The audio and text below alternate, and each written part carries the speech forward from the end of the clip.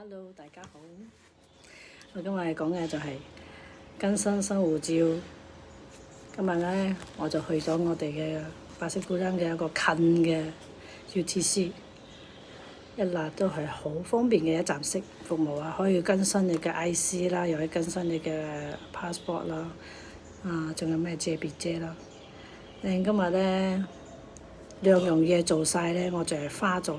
唔需要即係2個鐘頭入邊啊，我就可以2個證件辦好啦，就係攞 IC 同埋嗰個 passport。哎呀，想下咧就諗到以前差唔多係20年前啩，用嗰隻馬來西亞嗰個咩隻 B 嘅海邊啊，唔知道有冇人會知道咧？即係嗰度係可以有咩唔知幾層嘅 block 㗎啦，又可以舉辦咩註冊啦乜啦，但係嗰度咧就真係好得人驚嘅，嗰啲老人又冇禮貌啦，尤其是嗰啲阿媽啊，即係撞人嗰啲啦，即係呼呼喝喝當人哋咁樣鬧咁樣，真係冇啲文化咁樣。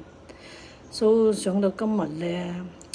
就同我啲阿妹啊姐佢哋一齊啦，做落去啦。朝早啊，應該係8點幾到咯，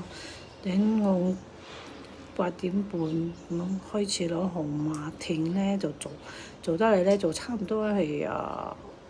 9點40分咁，lovely 咁樣，等就加埋去攞嗰個 IC 啊，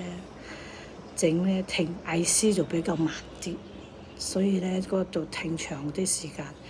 加埋就差唔多2個鐘，所以我覺得咧，哇！果然係進步得好多，冇好似20年前咁樣啦，所以嗰種感覺啊，當時仲有去辦過要去喺新加坡做工嘅人啊，都諗住留一日咁樣過嚟即刻辦好個護照係咪？又係為咗慳啲鐳唔使喺新加坡辦要俾新幣啊嘛，而家算係覺得好開心咯，因為喺政府部門都可以咁趕個時間，